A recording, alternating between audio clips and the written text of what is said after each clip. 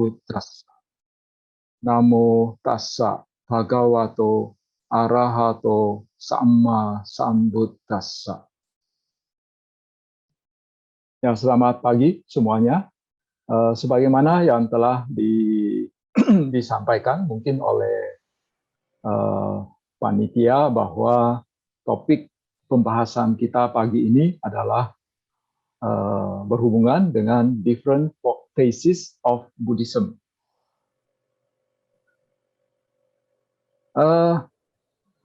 Ketika kita misalnya melihat ada kumpulan para biku dari berbagai negara, kita akan melihat mereka dengan busana yang berbeda-beda, ya, dengan warna jubah yang berbeda-beda. Ya, kalau kita lihat dari penampilan mereka, wah ini kok bisa, ya, bisa bervariasi begitu ya. Ya, belum lagi kalau kita memperhatikan majelis-majelis agama Buddha yang bergabung di dalam Walubi atau di dalam Permabudi, itu bisa sampai belasan majelis. Ya, mungkin ada yang bertanya-tanya juga, ya, ini kenapa bisa seperti ini? Ya, kenapa agama Buddha bisa memiliki begitu banyak varian? Ya, jadi bukan hanya COVID saja yang punya banyak varian, tapi agama Buddha juga banyak variannya. Ya. Nah, untuk menelusuri hal itu, mungkin kita bisa pertama-tama ya kembali ke sekitar 2.600 tahun yang lalu, ketika Sang Buddha baru wafat. Jadi ketika Sang Buddha baru wafat, jadi waktu itu ada sejumlah biku, ada seorang biku yang mengatakan, wah ini si tua ini sudah mati nih, kita sudah mulai bisa bebas. Nah, waktu ucapan dia ini menimbulkan sejumlah kekhawatiran pada sejumlah arahat.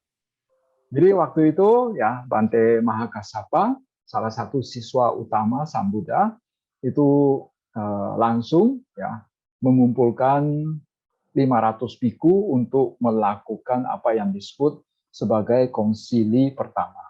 Konsili pertama ini dilakukan sekitar 3 bulan setelah meninggalnya Sang Buddha, diadakan di kota Rajagaha. Ya, kita tahu waktu Sang Buddha masih hidup, itu beliau terutama berkelana di 2 kerajaan. Satu adalah kerajaan Magadha, satu adalah kerajaan Kosala. Ibu kota kerajaan Kosala itu Sawathi, kemudian ibu kota kerajaan Magadha itu adalah Rajagaha. Ya, terutama 2 kerajaan itu. Ya. Nah, jadi ibu kota kerajaan Magadha itu adalah Rajagaha. Nah, kemudian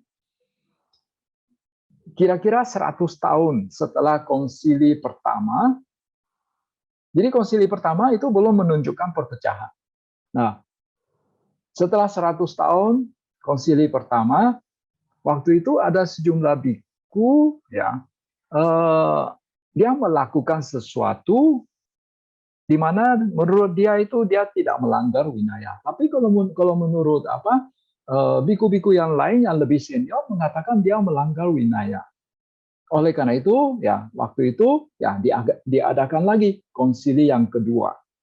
Nah, konsili yang kedua ini diadakan di Wesali, ya di daerah sekitar utara dari kota Rajagaha setelah menyeberangi Sungai Gangga. Ya, kemudian sekitar 100 tahun lagi, ya jadi waktu konsili yang kedua itu sudah mulai menunjukkan tanda-tanda perpecahan. Karena ada penafsiran yang berbeda terhadap terutama winaya. Nah, kita tahu kan bahwa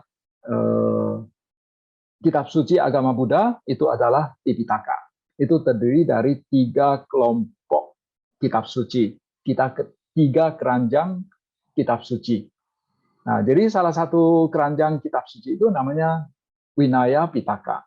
Jadi ada sejumlah kelompok mulai melakukan penafsiran yang berbeda dengan yang lainnya terhadap Winaya. Kemudian kira-kira 100 tahun setelah konsili yang kedua, nah waktu itu India diperintah oleh Raja Asoka. Raja Asoka ini ya belakangan ya, jadi awalnya dia tidak mengenal agama Buddha, tidak mengenal ajaran Buddha, tapi belakangan dia mulai mengenal ajaran Buddha.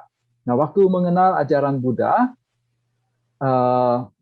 beliau yang semula awalnya itu suka juga berdana makanan selain kepada para biku, juga berdana makanan kepada para petapa yang lain. Nah, setelah berkenalan dengan agama Buddha, dia mulai mengurangi dana makanan kepada petapa yang lain. Dia hanya mau berdana kepada para biku saja. Sehingga waktu itu banyak petapa, mereka juga mengalami kesulitan untuk mendapatkan makanan. Akhirnya ya banyak di antara mereka itu yang karena menjadi biku itu lebih gampang, akhirnya mereka tinggal gunduli kepala lalu pakai jubah biku saja langsung ya. Langsung seolah-olah hidup sebagai seorang biku. Tapi sebetulnya mereka tidak mengenal ajaran Buddha. Nah, tindakan mereka ini ya membuat ya di kalangan sangga terjadi kekacauan. Ya, pertemuan-pertemuan sangga yang awalnya setiap 2 minggu dilakukan sekali, yang namanya hari Uposatha, membaca Patimokkha itu, akhirnya tidak diadakan. Para biku-biku yang asli, yang benar-benar biku itu melihat begitu banyaknya biku-biku palsu, akhirnya mereka menyingkir. Ya, mereka menyingkir masuk ke dalam hutan. Ya, mereka tidak mau keluar, tidak mau ikut ya hidup bersama para biku palsu. Melihat kekacauan ini, akhirnya Raja Asoka dia menyelenggarakan mengumpulkan ya semua biku yang dia bisa kumpulkan. Akhirnya satu-satu ditanya tentang ajaran Buddha. Bagi biku-biku yang tidak mengenal ajaran Buddha, itu semuanya dipaksa untuk lepas jubah. Karena Raja Asoka menganggap itu adalah mereka adalah biku palsu. Ya, bahkan ada yang dibunuh. Ya.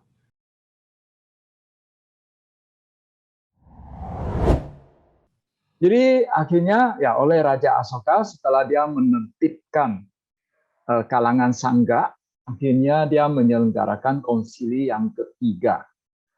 Ya. Raja Asoka ini ya dia meninggalkan dia termasuk satu raja India yang cukup hebat, dan yang namanya pilar-pilar Asoka sampai saat ini kita masih bisa lihat ya. Tinggal satu yang utuh ya di kota Wesali. Bagi yang pernah ziarah ke India mungkin pernah lihat tempat ini. Kemudian di tempat Isipatana, tempat Sang Buddha pertama kali mengajar Sang Buddha, ada satu pilar Asoka yang agak istimewa, di mana puncaknya itu adalah 4 singa, di mana ini merupakan lambang negara India. Kemudian sebetulnya bukan hanya singa saja di atas, tapi ada juga sapi, ada kuda, ada gajah. Ya. Jadi dulu India itu terdiri dari kerajaan-kerajaan kecil. Jadi oleh Raja Asoka, akhirnya itu kerajaan kecil ini dipersatukan menjadi India, mirip sama India yang kita kenal saat ini. Bahkan lebih luas lagi, karena dia mencakup juga Bangladesh dan Pakistan yang kita kenal saat ini. Bahkan mungkin sebagian juga mencakup Afghanistan. Ya, jadi ini adalah wilayah yang dikuasai oleh kerajaan Asoka. Nah, jadi kalau menurut pendapat para ahli sejarah, perpecahan itu terjadi di sekitar konsili yang ketiga. Tadi konsili yang kedua baru menunjukkan tanda-tanda perpecahan. Belum kelompok sempalan belum terbentuk secara formal. Tapi sekitar konsili yang ketiga sudah terjadi perpecahan secara formal dengan masing-masing kelompok ya memiliki nama sendiri. Ya, satu kelompok yang konservatif namanya Stawirawada atau Ya itu pakai istilah bahasa apa?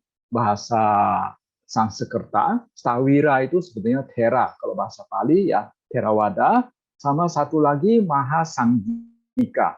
Secara harafiah Mahasanghika berarti kelompok besar. Ya, kelompok besar atau kelompok mayoritas. Sedangkan yang namanya Stawirawada, Stawira itu artinya sesepuh. Wada itu ajaran. Jadi Stawirawada berarti ajaran para sesepuh. Ya. Kemudian dalam perjalanan waktu, masing-masing kelompok ini terpecah lagi menjadi beberapa kelompok lagi yang lebih kecil. Mengapa bisa terjadi perpecahan ini? Ya, masing-masing kelompok itu punya ceritanya sendiri. Pihak Stawirawada menyatakan bahwa Mahasanghika itu mereka tidak mau mengikuti peraturan Winaya. Mereka ada peraturan Winaya yang mereka hilangkan. Tapi Mahasanghika, kelompok Mahasanghika mengatakan pihak Stawirawada itu menambah-nambah peraturan. Jadi Sang Buddha itu hanya membuat tidak sebanyak peraturan seperti yang dibuat yang dikenal Stawirawada saat itu. Jadi kelompok Mahasanghika mengatakan Stawirawada itu nambah-nambah peraturan. Kalau sekarang kita lihat, ya secara kebetulan, ya peraturan Winaya dari masing-masing kelompok itu baik Stawirawada maupun Mahasanghika sampai saat ini masih bisa kita lihat. Setelah kita bandingkan, ya yang namanya peraturan biku itu sebetulnya ada beberapa jenis. Satu yang peraturan yang sangat esensial, satu kelompok lagi peraturan yang tidak begitu esensial. Nah, kalau kita perhatikan kedua peraturan dari kedua kelompok itu, maka peraturan esensial dari kedua kelompok sebetulnya pada dasarnya sama. Hanya peraturan yang tidak begitu esensial yang berbeda. Ya. Jadi masing-masing kelompok itu terpecah lagi menjadi banyak kelompok. Ya. Dan akhirnya ya waktu konsili yang ketiga itu terjadi sekitar abad kedua atau abad ketiga. Nah, muncul akhirnya terjadi perkembangan baru lagi. Nah, akhirnya dari kelompok Stawirawada maupun kelompok Mahasanghika itu lantas muncul satu kelompok baru lagi yang namanya Mahayana. Ya, Mahayana ini agak beda. Ya, jadi menurut catatan dari seorang musafir Tiongkok yang ke India pada saat itu namanya I Ching. Dia ke India pada abad ke-7, dia mencatat bahwa kedua kelompok ini menjalankan winaya yang sama. Sama-sama menabuhkan 5 pelanggaran, juga mempraktikkan 4 kebenaran Arya.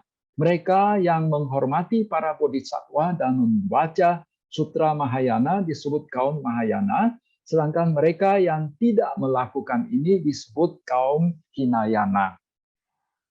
Jadi setelah munculnya kelompok Mahayana ini, ya mereka menyebut diri mereka itu sebagai Mahayana, lalu yang lain-lainnya yang di luar Mahayana itu semua Hinayana. Ya,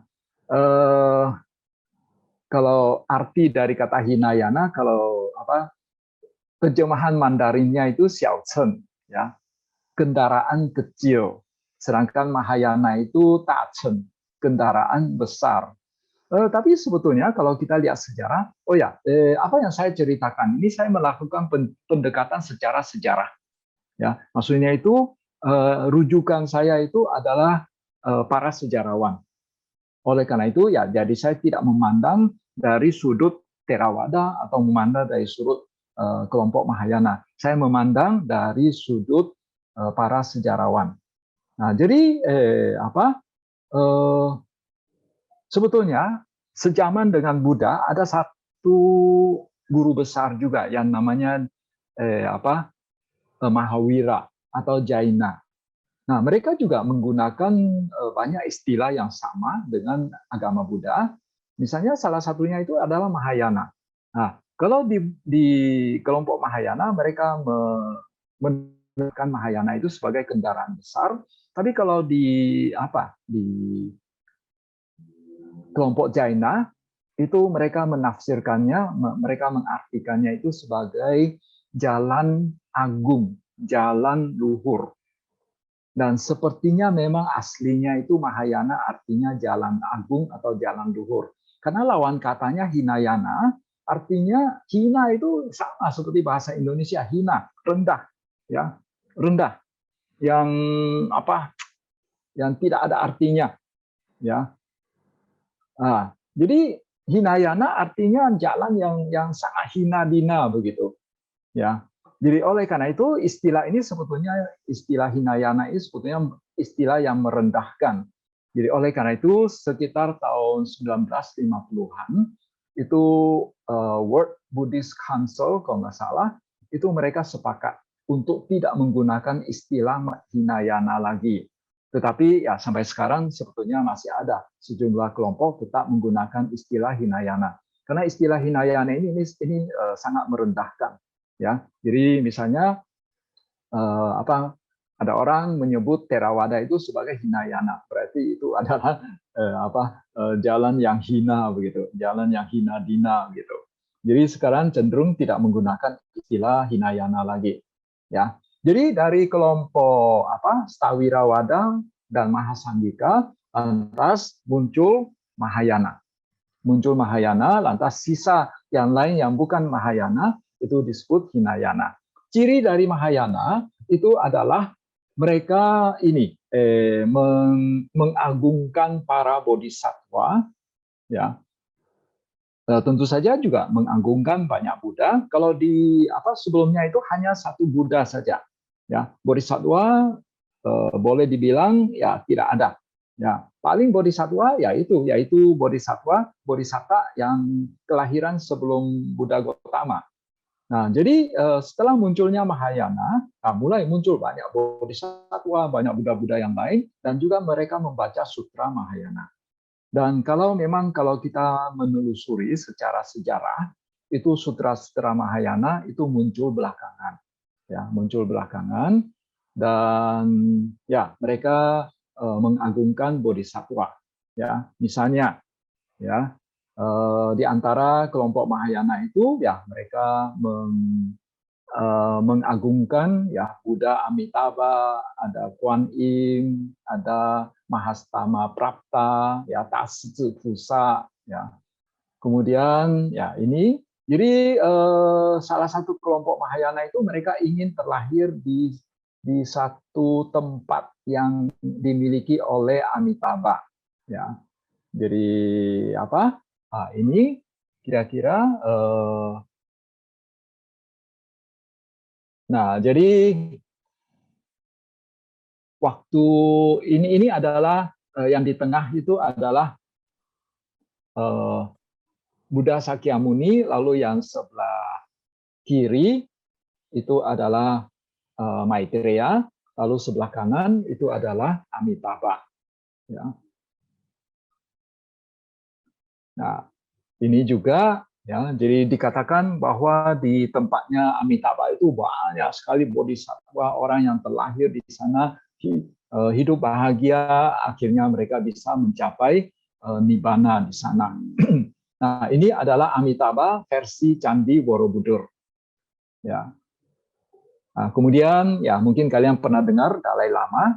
Sebetulnya di Tibet itu ada dua tokoh besar. Satu yang namanya Dalai Lama, satu namanya Panchen Lama. Dalai Lama itu diyakini oleh orang Tibet sebagai reinkarnasi dari Kuan Yin, dari Avalokitesvara. Sedangkan Panchen Lama itu sebagai reinkarnasi dari Buddha Amitabha. Ya, tapi Panchen Lama sudah meninggal. Nah, sekarang Panchen Lama yang berikut ini masih sangat muda. Ya. Nah, kemudian mungkin juga kita pernah dengar ya Kuan Yin, ya Avalokitesvara. Kuan Yin yang kita dengar itu yang kita kenal itu adalah wanita. Tetapi kalau Kuan Yin yang ada di Candi Plausan dia tidak, maksud itu gendernya tidak digambarkan secara jelas, ya, gendernya tidak digambarkan secara jelas. Nah, ini adalah Kuan Yin versi Sri Lanka. Mahayana sempat masuk ke Sri Lanka, ya. Kemudian ini Kuan Yin versi Kamboja, ya, bahkan sepertinya punya kumis juga, ya. Kemudian ini Kuan Yin versi Indonesia. Ini di Museum Jogja, Sono Budoyo kalau nggak salah museumnya, ya. Ciri dari Kuan Yin ini adalah di dahinya itu atau di mahkotanya itu ada sesosok Buddha, ya. Nah, lalu belakangan, ya, karena ciri dari Kuan Yin itu adalah cinta kasih. Jadi mungkin ya bagi orang Tionghoa itu yang namanya orang yang memiliki cinta kasih yang dalam itu biasanya diwakili oleh wanita, ya. Jadi ya akhirnya Kuan Yin ya digambarkan sebagai seorang wanita di Tiongkok. Kalau di India maupun di di India maupun di Indonesia itu Kuan Yin itu tidak digambarkan secara jelas gendernya, ya. Di samping Kuan Yin ada lagi yang namanya ini apa ya,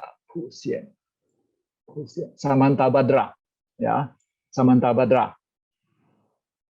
Kemudian ada lagi yang namanya Siddhigarbha, ya, Ticang Wang Pusa. Lalu ada Manjusri, ya, Wensu Sili Pusa. Mungkin di antara kalian yang mempunyai latar belakang Mahayana, ya. Nah, jadi sampai saat ini, ya, dulu awalnya Mahayana itu terpecah lagi menjadi banyak sekte-sekte. Tetapi yang sekarang yang masih ada itu Mahayana yang ada itu adalah hanya dari dua aliran utama, yaitu aliran Tanah Suci atau Jing Tu Zhong atau aliran Sukawati dan aliran Chan atau Zen. Ya. Aliran Jing Tu Zhong atau aliran Tanah Suci itu adalah umatnya itu berusaha untuk bisa terlahir di alam Tanah Suci, ya, di Tanah Sucinya Buddha Amitabha. Jadi oleh karena itu mereka setiap hari ya melakukan nianfo, ya, menyebut nama Buddha Amitabha supaya nanti setelah meninggal bisa terlahir di sana. Ya, mirip mungkin sama agama lain yang ingin terlahir di alam surga begitu. Nah, jadi itu adalah aliran Tanah Suci. Kemudian aliran Chan itu terutama meditasi, ya. Chan itu berasal dari kata dhyana atau jana, ya, lantas ditransliterasi menjadi Channa. Channa akhirnya diambil kata pertama saja menjadi Chan, ya. Nah, itu adalah aliran Chan, ya, ini, ya. Konon, ya, menurut cerita aliran Chan itu sampai ke Tiongkok itu dibawa oleh seorang India yang namanya Bodhidharma, ya.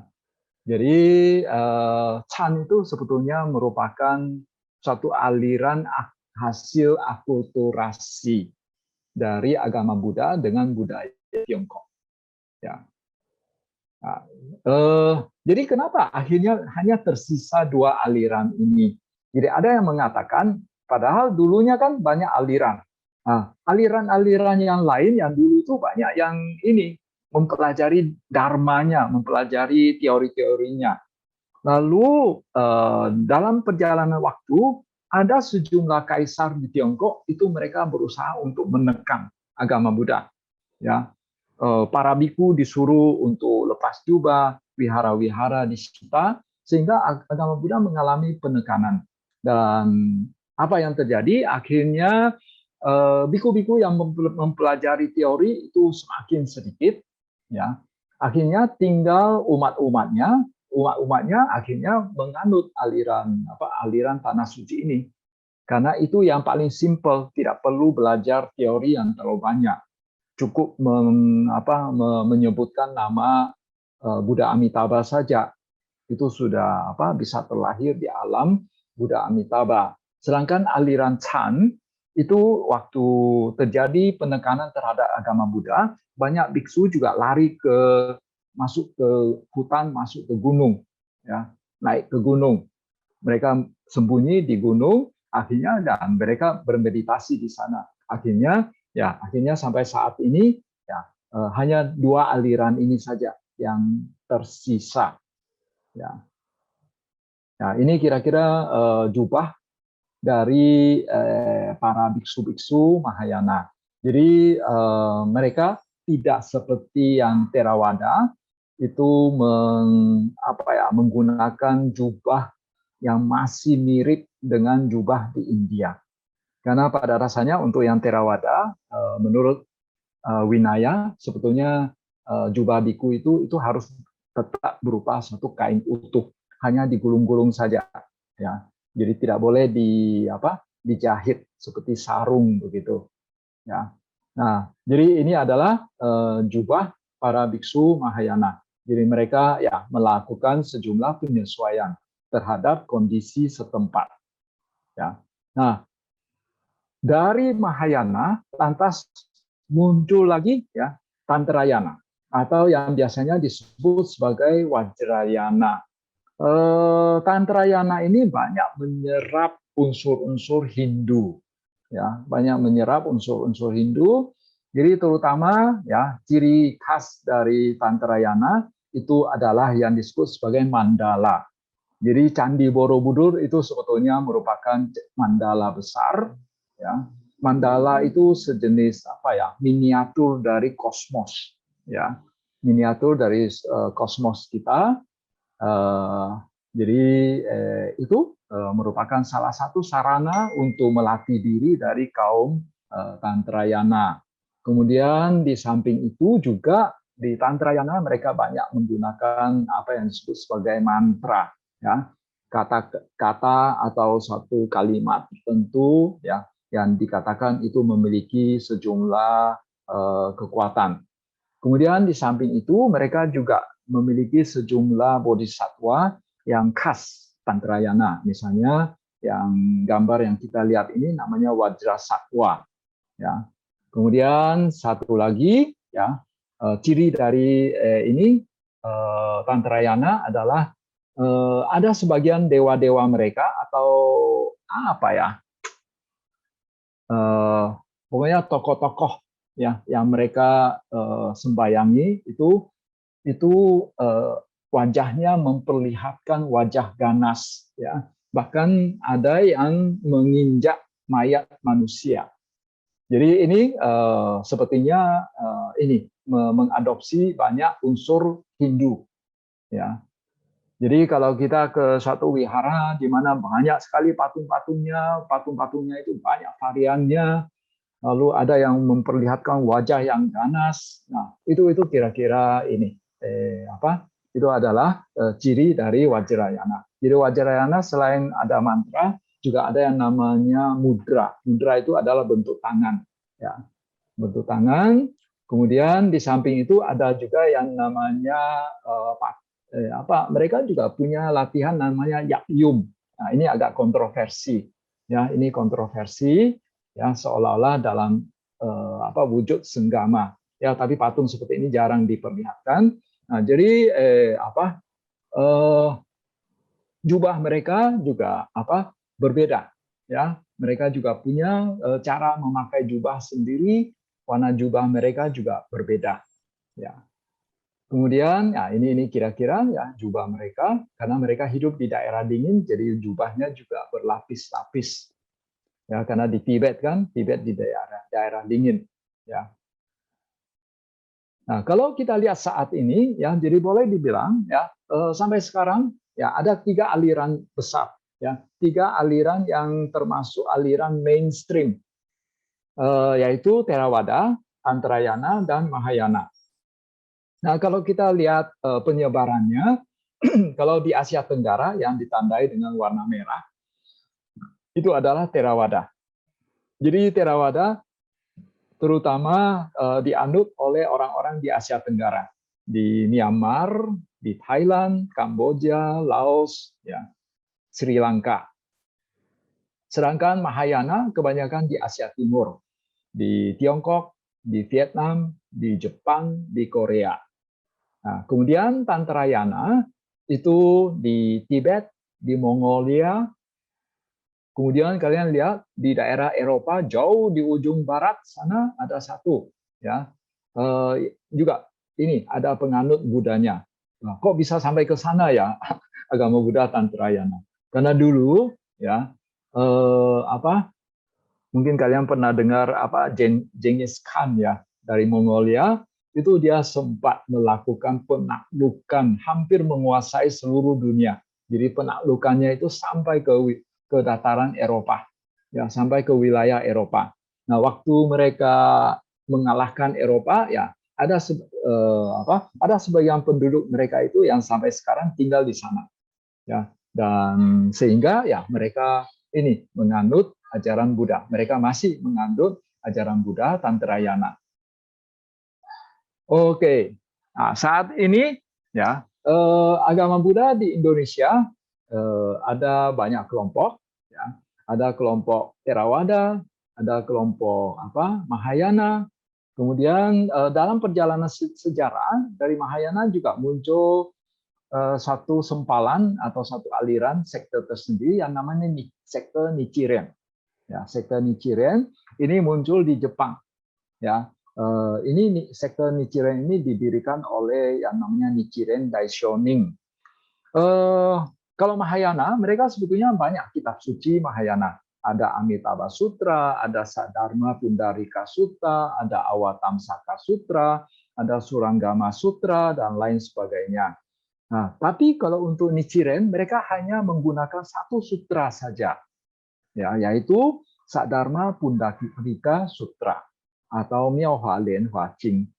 Dan mereka mirip sama aliran Tanah Suci. Mereka juga umatnya itu selalu berusaha melantunkan satu kalimat berulang-ulang, yaitu Namo Myoho Renge Kyo. Terpujilah Sadharma Pundarika. Ya. Kemudian dari Tantrayana, ya, lantas kira-kira puluhan tahun yang lalu muncul satu aliran yang namanya Cheng Fo Chong. Ya, Cheng Fo Chong ini ya didirikan oleh seorang yang namanya Lu Sen Yen. Ya, saat ini tinggal di Amerika, masih hidup. Ya. Nah, jadi ini aliran ini terutama sebetulnya mengandung unsur Tantrayana, tapi ada sedikit campuran Mahayana dan sedikit campuran Taoisme juga. Kemudian aliran yang lain yang ada di Indonesia namanya Tridharma. Ya. Tridharma ini sebetulnya adalah 3 ajaran. Jadi Tridharma ini sebetulnya adalah suatu agama khas orang Tionghoa. Ya. Jadi kalau ini sebetulnya agama kelenteng.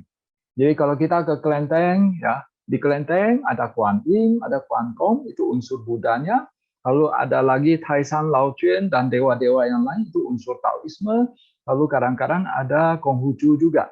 Ya, jadi oleh karena itu, ya sebetulnya yang namanya kelenteng itu sebetulnya adalah tempat bersemayamnya ajaran Tridharma, ya 3 agama.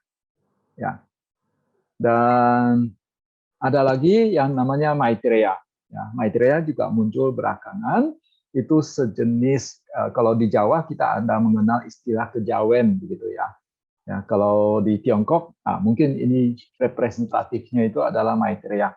Jadi dia ada mencampurkan ya agama Buddha, ada Taoismenya, ya, ada Chan-nya, lalu ada ajaran agama yang lain, ya. Dan ya masing-masing ya aliran utama ini sebetulnya mereka juga terpecah lagi menjadi sejumlah majelis.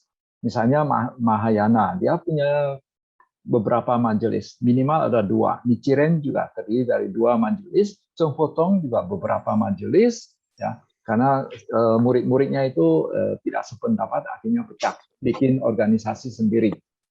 Ya, Tridharma juga ada 2, ya Maitreya juga ada beberapa. Jadi di Indonesia ya sampai belasan majelis. Ya. Ya, jadi kenapa bisa terjadi begitu banyak ini aliran?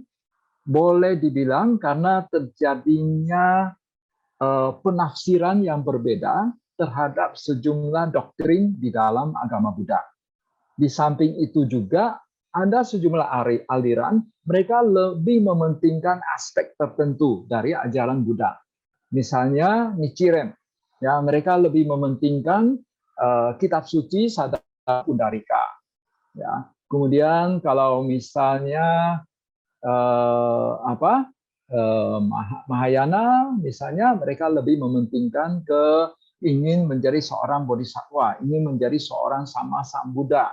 Sedangkan kalau Theravada, ya terserah. Anda mau menjadi arahat juga oke, mau menjadi seorang paceka Buddha juga boleh. Anda mau menjadi seorang sama sang Buddha juga oke. Ya. Kemudian sebetulnya di kalangan Theravada itu juga kalian bisa mengamati sejumlah tradisi yang berbeda. Bahkan bisa dikatakan ada juga sejumlah sekte yang berbeda. Tapi pada dasarnya tidak seperti Theravada dengan Mahayana dan Tantrayana, di mana kitab sucinya berbeda. Kalau di Theravada, itu kitab sucinya sama, yaitu Tipitaka Pali. Cuma, ya mereka memiliki kelompok tersendiri, ya, memiliki kelompok tersendiri dan memiliki sejumlah tradisi yang berbeda. Ya, misalnya kalau di Thailand kita mengenal yang namanya Dhammayuttika sama Mahanikaya. Ya, kalau dari jubahnya kelihatan. Kalau Dhammayuttika jubahnya itu agak coklat. Ya, kalau STI misalnya Sangga Theravada Indonesia itu mengikuti Dhammayuttika atau biasanya juga disebut sebagai Dhammayut. Ya, jadi Dhammayut itu muncul sekitar 200 tahun yang lalu. Lalu yang lain, yang sisa yang bukan Dhammayut itu disebut sebagai Mahanikaya. Ya, ini Dhammayut, ini juga Dhammayut. Nah, kemudian ini yang jubah Mahanikaya. Ya, warna jubahnya itu jingga. Ya, cara pakai jubahnya juga sedikit berbeda. Jadi bagi yang tidak begitu jeli, mungkin melihat ya ini seperti seolah-olah tidak ada bedanya. Tapi sebetulnya cara pakainya sedikit berbeda. Nah, ini juga Mahanikaya. Kadang-kadang kelihatannya mereka sepertinya pakai ini juga ikat pinggang juga. Ya. Kemudian belakangan lagi dari Mahanikaya muncul yang namanya Dhammakaya. Nah, Dhammakaya ini doktrinnya atau ajarannya itu cukup berbeda sama yang lebih awal. Ya, misalnya ya konon ya mereka beranggapan nirvana itu adalah suatu tempat.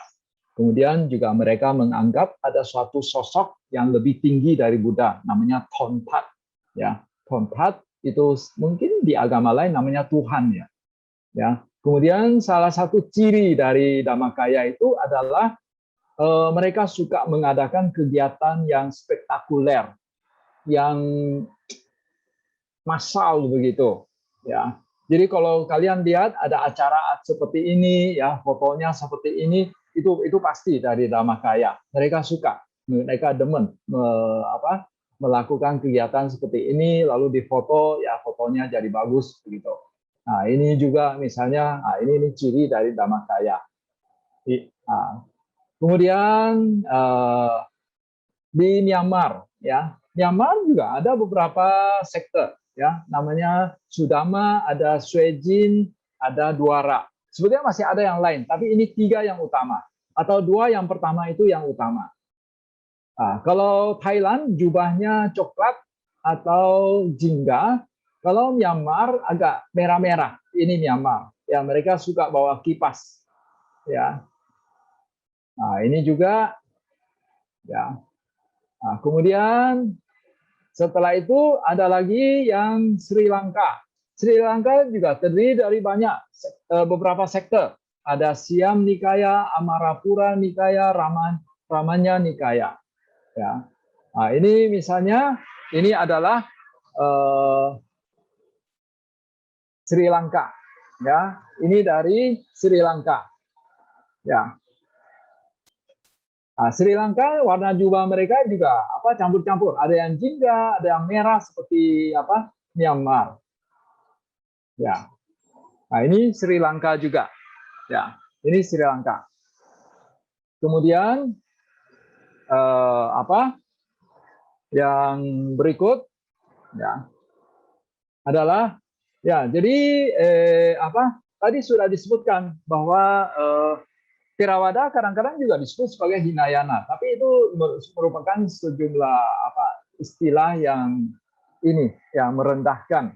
Oleh karena itu, kalau di Tiongkok sekarang tidak disebut sebagai Jiao Chen lagi, tapi namanya Theravada biasanya disebut sebagai Nanchuan Po Jiao, aliran agama Buddha Selatan. Kemudian Mahayana disebut Beichuan Po Jiao, aliran agama Buddha Utara.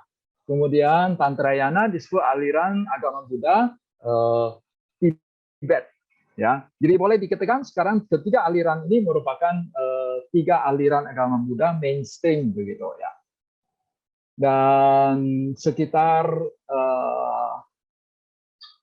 puluhan tahun yang lalu ya waktu itu kalau tidak salah World Buddhist Council atau Sangha Council gitu seluruh dunia dari ketiga aliran besar ini mereka sepakat bahwa walaupun kita berbeda, sebetulnya ada sejumlah hal yang kita masih memiliki kesamaan, yaitu kita beranggapan, ya, kita sama-sama beranggapan, baik Theravada, Mahayana maupun Tantrayana, Buddha adalah satu-satunya guru dan penunjuk jalan kita. Dan kita berlindung kepada Tiratana, kepada Buddha, Dhamma, dan Sangha. Kita tidak mempercayai yang namanya Isara. Kemudian kita juga meyakini ya tujuan tertinggi kita adalah mencapai Nibbana. Dan kita juga meyakini adanya 4 kebenaran Arya, ya, Arya, ya, 4 kebenaran Arya. Lalu kita juga percaya pada Paticca Samuppada atau sebab musabab yang saling bergantungan. Ya. Kemudian kita juga meyakini ya segala yang berkondisi itu bersifat anicca, dukkha, dan anatta. Ya. Kemudian juga sama-sama kita meyakini perlu mengembangkan apa yang disebut sebagai 37 bojjhanga, 37 bodhipakkhya dhamma, 37 hal yang merupakan faktor penunjang menuju ke pencerahan. Kemudian ya juga sama-sama meyakini ada 3 jalan, ya. Ada yang mau menjadi arhat biasa saja, atau ada yang mau menjadi Pacceka Buddha, atau boleh juga menjadi seorang Samasa Buddha. Ya, kalau orang Mahayana, mereka semuanya mau menjadi Samasa Buddha. Kalau orang Theravada terserah, ya mau pilih salah satu dari ketiga itu, silakan. Ya. Kemudian terakhir, ya bahwa kami mengakui bahwa di negara yang berbeda terdapat perbedaan pandangan, kepercayaan, dan praktik Buddhis. Bentuk dan ekspresi luar ini seharusnya tidak boleh dicampur adukkan, dikelirukan, atau perlu dipisahkan dengan esensi inti ajaran-ajaran Sang Buddha. Jadi inti dari ajaran Sang Buddha itu tetap harus dipertahankan. Walaupun mungkin ada sejumlah akulturasi, tapi akulturasi itu harusnya itu bukan sesuatu yang esensial. Ya. Jadi ini adalah hasil keputusan dari World Buddhist Sangha Council, ya, yang dilakukan pada tahun 1966. Jadi bagi yang tertarik terhadap sejarah perkembangan agama Buddha, nanti bisa membaca buku ini, ya. Ya, satu namanya A History of Indian Buddhism from Sakyamuni to Early Mahayana.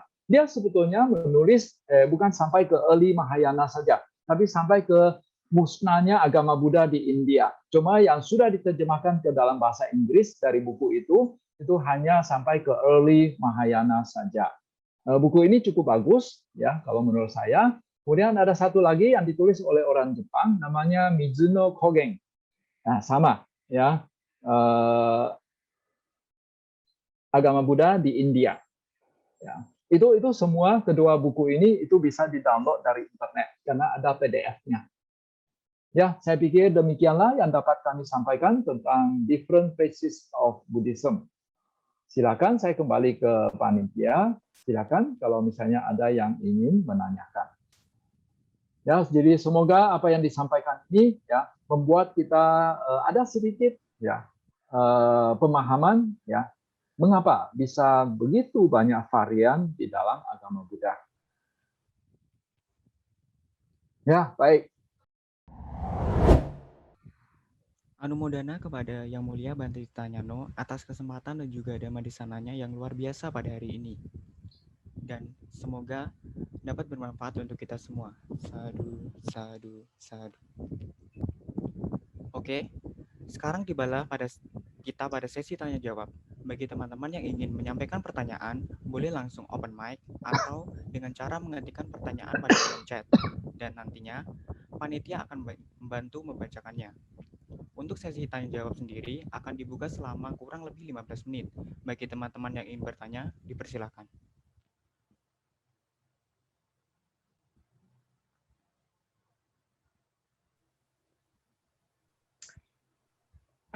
Selamat siang Bante.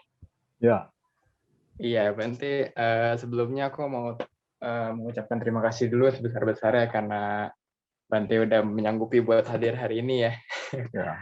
Walaupun ada kendala teknis sedikit. Bante, aku mau tanya, ini pertanyaan dari teman juga namanya Brenda. Dia nanya, Bante, kalau Sun Gokong tuh beneran ada nggak sih Bante? Atau mungkin kalau mungkin lebih dijelaskan ke konteks hari ini, kenapa bisa ada pemikiran itu dan kenapa bisa sampai kayak bahkan di daerah pedesaan tuh kayak Sun Gokong dibikinin patung sampai dipuja-puja begitu kan. Saya rasa juga itu bukan esensi dari ajaran yang kita ketahui ya Bante ya. Atau mungkin ya gimana pandangan Bante Tita sendiri terhadap hal tersebut Bante? Terima kasih. Ya, jadi tokoh Sun Gokong itu sebetulnya adalah cerita tentang Sun Gokong itu sebetulnya merupakan cerita fiksi. Jadi, tapi dia ambil satu model yang di dalam sejarah betul terjadi. Jadi di dalam cerita Sun Gokong kan ada Chupak Kai, ada Tong Samcong, ya ada Tong Samcong yang pendeta Budanya. Nah, prototip dari Tong Samcong itu sebetulnya mengambil ini tokoh ya meniru tokoh yang namanya Xianzang yang betul-betul ada orangnya dalam sejarah. Karena kita tahu bahwa waktu agama Buddha masuk ke Tiongkok, itu kitab suci yang masuk itu tidak lengkap. Ya, tidak lengkap di satu pihak. Kemudian di samping itu juga kitab suci agama Buddha di India itu juga mengalami penambahan dari waktu ke waktu. Jadi selalu saja ada ya biksu-biksu di Tiongkok itu merasa tidak puas terhadap koleksi kitab suci yang mereka miliki. Nah, oleh karena itu cukup banyak di antara mereka yang pergi ke India untuk mengambil kitab suci. Salah satu di antaranya yang namanya Xianzang. Xianzang itu dia ke India sekitar abad ke-7 atau abad ke-6 begitu. Ya, jalan kaki dia selama 2 tahun atau 3 tahun. Nah, jadi setelah kembali ke Tiongkok dia ada menulis satu catatan perjalanan dia. Kemudian setelah itu belakangan lagi ratusan tahun kemudian ada sastrawan yang menulis suatu cerita fiksi Xi Yu Ji, jadi kisah perjalanan ke barat ya dengan mengambil prototip Xuanzang ini. Nah, jadi dalam fiksi tersebut dikatakan dia ditemani oleh 3 sosok ya, Sun Gokong, kemudian Chupak Kai sama Saseng ya. Ada yang mengatakan 3 tokoh ini sebetulnya menggambarkan kotoran batin manusia, yaitu loba, dosa, moha. Ya, loba, dosa, moha. Nah, kalau kita lihat karakter Sun Gokong itu apa? Seorang pemarah, ya, seorang pemarah, ya. Jadi itu merupakan salah satu aspek dari kotoran batin manusia. Nah, itu kira-kira asal usul dari Sun Gokong. Nah, kemudian mengapa ada sejumlah daerah, ya termasuk di Kalimantan Barat, kok ada kelenteng yang ada patung Sun Gokongnya? Ya, karena gini, daerah tertentu itu kan sering ada yang namanya tatung atau apa lokang begitu. Mereka yang kesurupan ya.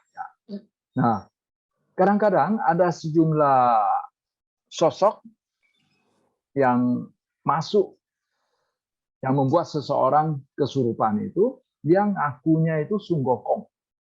Jadi sehingga akhirnya ya udah dibuatlah patung Sun Gokong.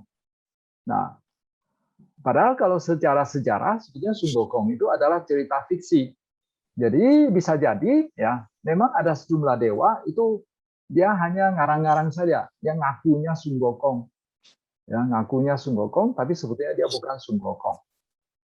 Ya, itu kira-kira mengapa ada patung Sun Gokong. Sama seperti di Jawa. Di Jawa itu ada yang namanya diwayangkan perwayangan, ada yang namanya Semar. Semar itu sebetulnya cerita fiksi ya, tidak ada orang betulannya. Tapi ya kadang-kadang ada juga yang apa ya tempat pemujaan untuk Semar. Ya, jadi mungkin ada dewa juga ngakunya itu sebagai Semar. Mungkin demikian. Ya, itu jawaban saya. Ya. Iya, terima kasih banyak Bante. Ya. Buat lanjut ke pertanyaan yang lain, MC. Thank you. Oke, terima kasih kepada Yang Mulia Bante Ditanyano atas jawabannya. Baik, selanjutnya pertanyaan dari Ciida Wijaja dari kolom chat. Selamat siang Bante.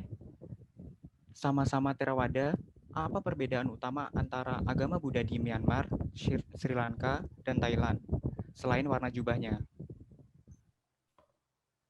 Iya. Ya, ini menurut pengamatan subjektif saya ya. Dari yang saya amati, kalau di Thailand itu satu, walaupun cukup banyak biku-biku yang terpelajar, tapi dalam ceramah mereka itu tidak begitu, tidak sebanyak biku Myanmar yang suka mengutip kitab suci. Kalau di Myanmar, itu mereka sangat strict dalam mengikuti format-format kitab suci. Kalau di Thailand, mereka lebih banyak melakukan improvisasi. Ya, improvisasi dalam tanda kutip. Kemudian kalau misalnya juga dalam latihan meditasi, ya misalnya kita ikut retreat meditasi di Thailand atau di Myanmar. Nah kalau di Thailand kalau kita ikut retreat itu kalau kita ada pertanyaan baru tanya ke guru.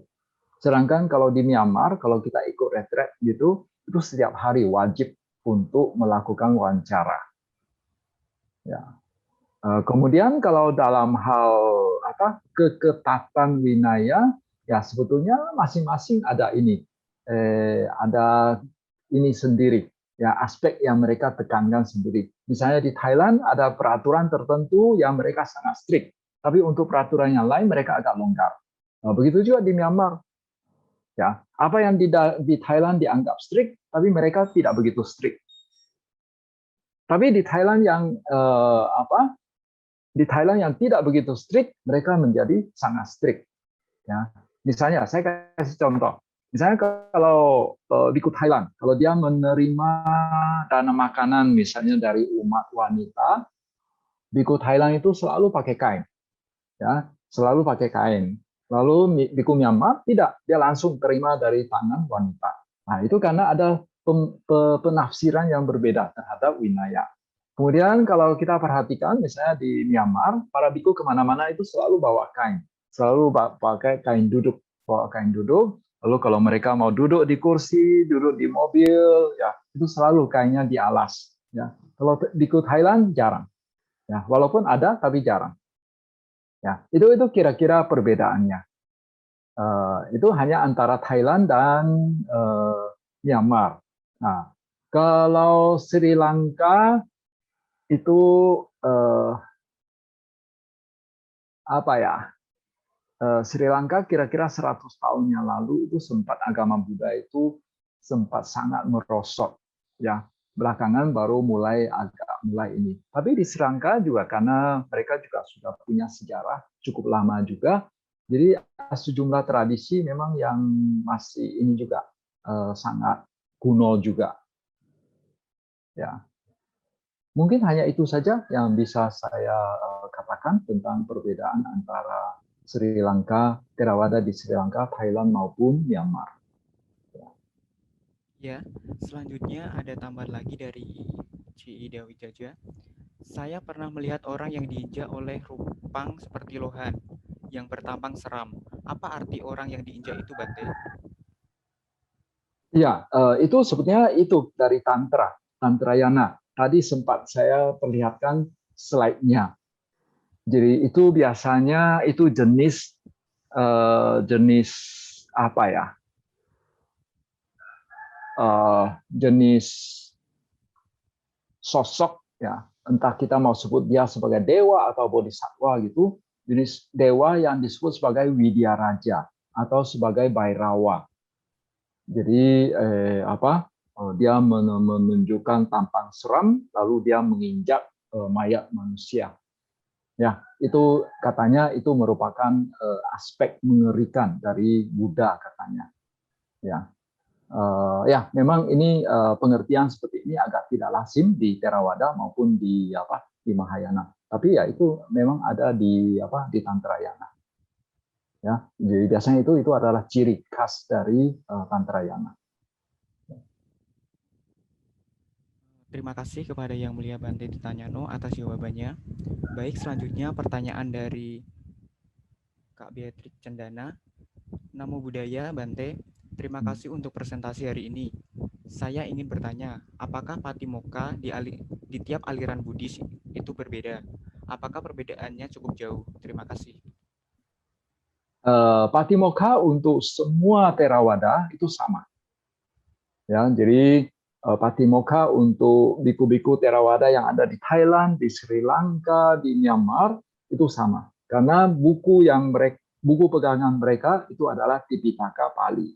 Tapi Patimokkha untuk Theravada sama Mahayana yang ada di Tiongkok sama Tantrayana yang ada di Tibet itu berbeda.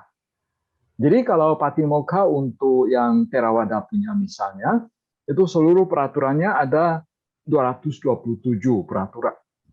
Sedangkan Patimokkha untuk Mahayana itu 250 peraturan. Dan mereka, sebetulnya Mahayana sendiri tidak punya Patimokkha sendiri. Jadi mereka mengambil aliran Patimokkha dari aliran lain, yaitu aliran yang namanya Dharma Guptaka. Dharma Guptaka itu sebetulnya dia adalah saudara sepupunya Theravada, ya, saudara sepupunya Theravada. Jadi biksu-biksu Mahayana yang ada di Tiongkok, mereka menjalankan Patimokkha yang berasal dari Dharma Guptaka itu. Kemudian kalau biksu lama-lama atau namanya apa ya? Ada lama yang meninggalkan kehidupan berumah tangga, ada lama yang masih berumah tangga. Saya kok lupa namanya ya, yang sudah meninggalkan kehidupan rumah tangga. Jadi mereka itu lama-lama yang meninggalkan kehidupan berumah tangga itu mereka menjalankan Patimokkha dari aliran Mula Sarwastiwada. Nah itu juga sebetulnya adalah saudara sepupu dari aliran Theravada. Ya, jadi sekali lagi di kalangan Theravada sendiri Patimokkha-nya sama, tapi untuk sama Mahayana sama Tantrayana itu berbeda. Tapi sekali lagi seperti yang tadi saya katakan, peraturan-peraturan pentingnya, peraturan-peraturan yang esensial itu sama, semuanya sama. yang berbeda itu yang non esensial. Ya, yang saya anggap esensial itu mungkin ada yang mendalami Patimokkha, yang Parajika, Sangga, Disesa, Nisagia, Pacitya itu semuanya hampir sama, 99% sama. Ya. Lalu yang berbeda itu adalah masuk dalam kelompok Sekhya. Hanya yang Sekhya saja. Ya, kalau Sekhya misalnya di Theravada 75 peraturan. Kalau Sekhya di Mahayana dan Mangguptaka itu 100 peraturan. Itu kira-kira jawaban saya.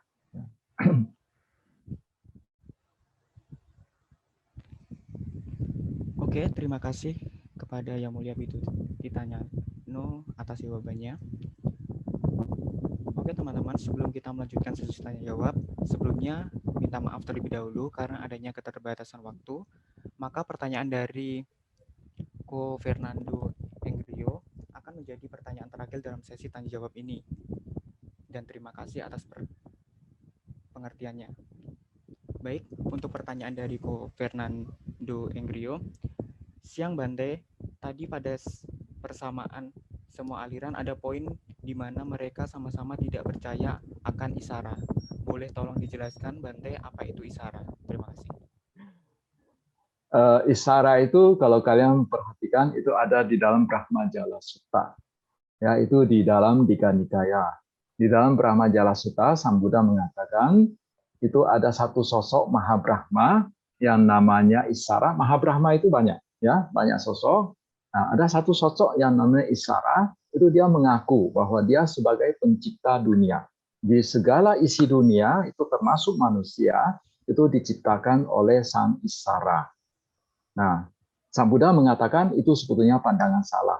Lantas Sang Buddha menceritakan mengapa Sang Isara ini dia bisa menganggap dirinya itu sebagai pencipta dunia. Jadi karena Sang Buddha sendiri sudah mengatakan ini Sang Isara ini dia hanya ngaku-ngaku saja. Sebetulnya bukan dia menciptakan dunia dan manusia gitu dan makhluk hidup di dunia ini. Jadi oleh karena itu ya kita sebagai umat Buddha tentu saja ya harus ikut pandangan Sang Buddha. Jadi mengatakan tidak mengakui Sang Isara itu sebagai pencipta dunia. Itu kira-kira yang namanya Isara ini. Ya, dia adalah salah satu Mahabrahma. Ya. Ceritanya agak panjang sampai mengapa dia bisa beranggapan dia sebagai pencipta dunia itu bisa menjadi satu topik ceramah sendiri. Itu mungkin nanti itu menyangkut tentang ketuhanan yang Maha Esa di dalam agama Buddha. Baik, terima kasih kepada Yang Mulia Bante Ditanyano atas jawabannya.